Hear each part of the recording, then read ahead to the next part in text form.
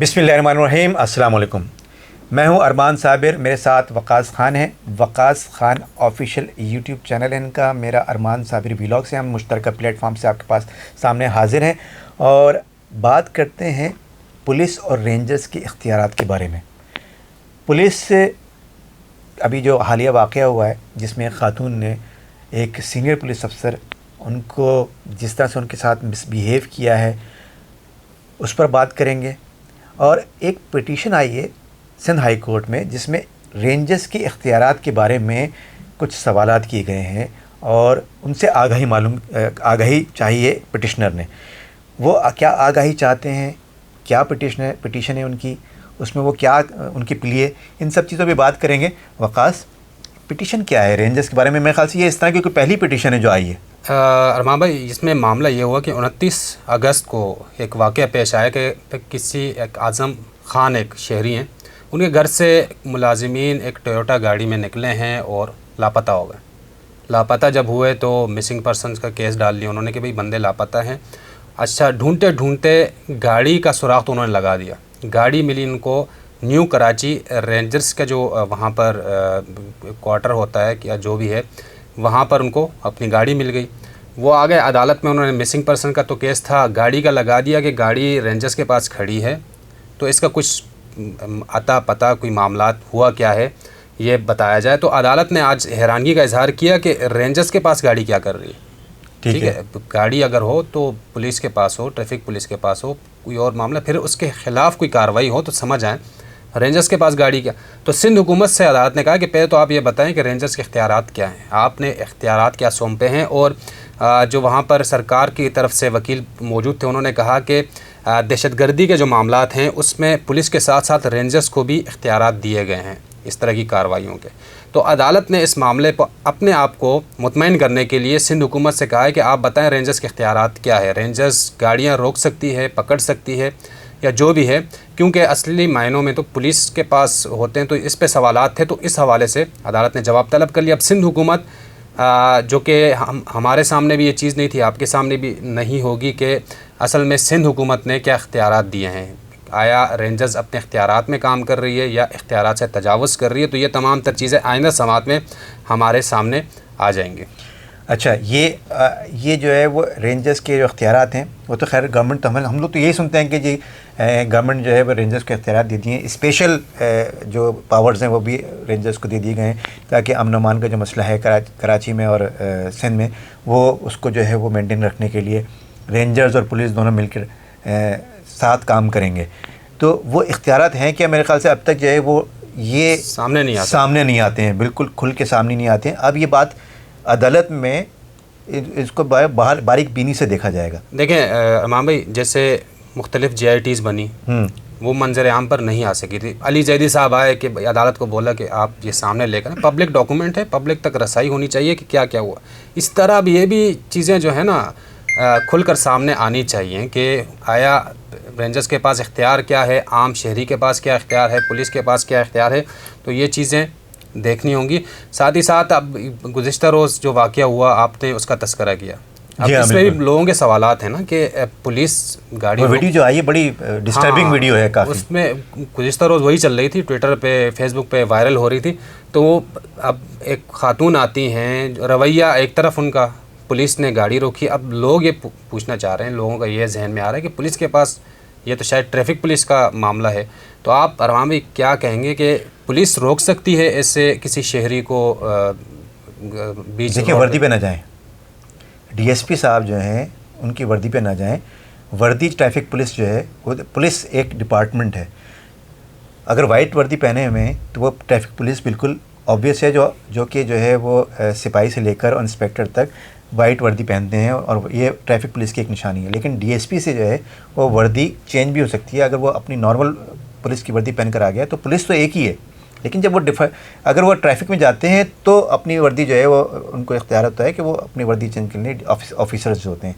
लेकिन अगर पुलिस जो DSP साहब जिनका जो इन क्वेश्चन है, वो अगर DSP ट्रैफिक हैं तो वो वर्दी पे ना जाएं उनकी, वो, और अगर वर्दी पे आप जा भी रहे हैं तो पुलिस के पास तमाम इख्तियारात होते हैं। तो पुलिस के पास तो बेइंतहा पावर्स होते हैं। आप ये मत सोचें कि पावर जो जितने भी सारे हैं, अब देखें रेंजर्स का जो मामला आया है, जो आप कह रहे हैं कि पिटिशन आई है जिसमें रेंजर्स के इख्तियारात का मामला आया है, तो रेंजर्स का इख्तियारात का मामला इसलिए आया है क्योंकि रेंजर्स को इख्तियारात स्पेशल तौर पर सिंध गवर्नमेंट ने दिए हैं। तो वो कौन से इख्तियारात हैं जो दिए गए, इस ये मामला आया। लेकिन पुलिस का जहाँ तक ताल्लुक़ है तो पुलिस में पुलिस के इख्तियारात के बारे में आइन में मौजूद है, कानून में मौजूद है, CRPC मौजूद है, PPC मौजूद है, ये तमाम इख्तियारात हैं ही पुलिस के पास। और आपको पता है पुलिस के पास क्या इख्तियार है? ये जैसे एक आम कंसेप्ट ये है कि जी पुलिस रोक कर गाड़ी के कागजात नहीं पूछ सकती, क्योंकि गाड़ी के कागजात पूछना पुलिस का काम नहीं, फिर किसका काम है? अगर पुलिस को ये शक है कि गाड़ी चोरी की है तो वो आपसे बिल्कुल पूछ सकती है कि आप इसके कागजात दिखाएं। क्यों नहीं पूछ सकती पुलिस? और पुलिस कुछ भी नहीं पूछे, सिर्फ पुलिस को ये शक है कि आपने कुछ किया है, या आपके ऊपर शक है कि आप, समझ में नहीं आ रहा है पुलिस वाले के, एक सिपाही के, मैं किसी अफसर की बात नहीं कर रहा हूँ, एक सिपाही को समझ में नहीं आ रहा कि आप उसको आप पर शक हो रहा है, कोई वारंट नहीं है, कोई रीज़न नहीं है उसके पास, सिर्फ शक है, उसको शुबा है कि आपने शायद कुछ किया है और कोई गैर कानूनी काम करके आ रहे हैं आप। अब वो आ रहे हैं नहीं आ रहे हैं उसकी इन्वेस्टिगेशन वो करेगा, और उसकी इन्वेस्टिगेशन करने के लिए वो आपको गिरफ़्तार भी कर सकता है अंडर सेक्शन 54 CRPC। यह कानून उसको इजाज़त देता है कि वो 24 घंटे के लिए आपको हवालात में बगैर किसी वजह के सिर्फ शुबे की बुनियाद पे बंद कर दे। जैसे कल का वाक़या था अरमान भाई, अगर पुलिस इंस्पेक्टर चाहते तो उन खातून को वहीं पर हिरासत में ले सकते थे। जी हाँ, बिल्कुल ले सकते थे, बिल्कुल ले सकते हो। ये तो खैर दस्तदराजी है पुलिस के काम में मुदाखलत है, कार्य सरकार में मुदाखलत है, फिर पुलिस पर जो है वो दस्तदराजी की गई है, उसकी एक अलग सेक्शन बनती है पुलिस पर हमला करने की।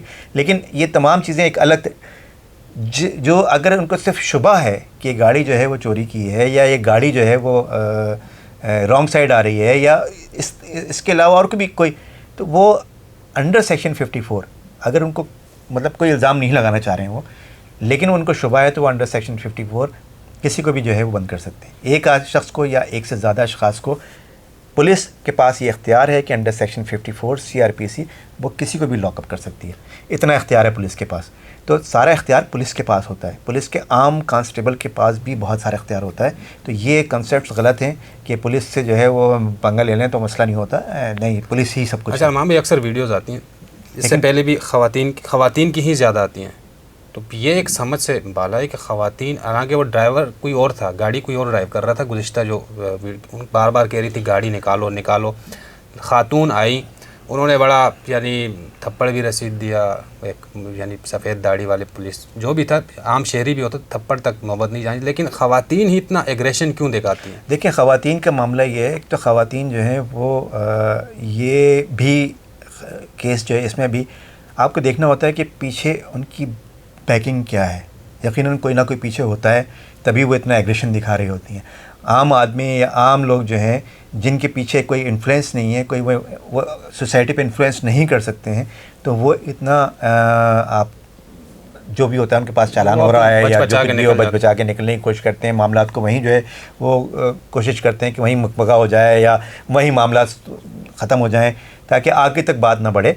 लेकिन ये जो तमाम मामला आते हैं ना, ये कुछ आपके पास आप इन्फ्लुएंस कर सकते हैं सोसाइटी पर, आपके पास कोई आप पासर हैं, असर रसूख है आपका, तो ही फिर जो है वो इस तरह के वाक़यात भी जन्म लेते हैं कि आप जो है वो बता रहे होते हैं कि जी हम जो है वो आपसे बहुत बड़े हैं। तो ये चीज़ है जो कि कानून की पाबंदी, देखिए कानून की पाबंदी सब पर है। अगर छोटी छोटी मामलात भी अगर हम कहते हैं कि जी दूसरा करना चाहिए, दूसरा कर रहा है तो हम भी कर रहे हैं, उसमें क्या फ़र्क पड़ता है? जब दूसरा नहीं करेगा तो फिर हम भी नहीं करेंगे। नहीं, हमें सबसे पहले अपने आप को देखना होगा। जब तक मैं ख़ुद नहीं सुधरूंगा तो कोई दूसरा कैसे सुधरेगा? सही बात। अगर यही सोच आ जाए कि जब सबसे पहले मुझे सही होना है तो फिर पूरा पाकिस्तान ना सही हो जाए।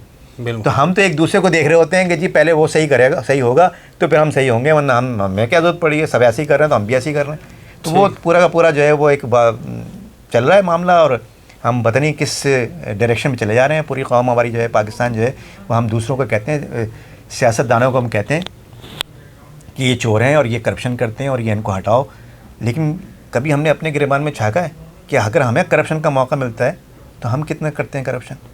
सही बात। अच्छा अरमान भाई, बहुत सी चीज़ें हम डिस्कस इसलिए कर रहे हैं हम कि ताकि वो जो गलत चीज़ें माशरे में फैली हुई हैं कि इनका ये काम है, इनका नहीं है, वो चीज़ें ज़रा हाँ थोड़ी क्लियर होनी चाहिए, ख़त्म होनी चाहिए। बिल्कुल सही बात है। अरमान भाई यहीं पर मेरे ख्याल से जो है वो ये आज काफ़ी डिस्कशन हो गई है और हमने काफ़ी कड़वी कसीली हुई बातें भी की हैं। आपका क्या ख्याल है व्यूअर्स? आप अपनी राय से ज़रूर आगाह कीजिएगा, अच्छी लगी बुरी लगी जो भी है आपकी राय सराखों पर, अपनी राय से ज़रूर आगाह कीजिएगा और वीडियो को लाइक कीजिएगा, शेयर कीजिएगा। मेरा चैनल अरमान साबिर व्लॉग्स और वकास खान का चैनल वकास खान ऑफिशियल, अगर आपने अब तक सब्सक्राइब नहीं किया है तो सब्सक्राइब कर लीजिएगा। आपकी बहुत मेहरबानी। अगली वीडियो के साथ दोबारा हाज़िर होंगे। आपका बहुत शुक्रिया। खुदा हाफिज़।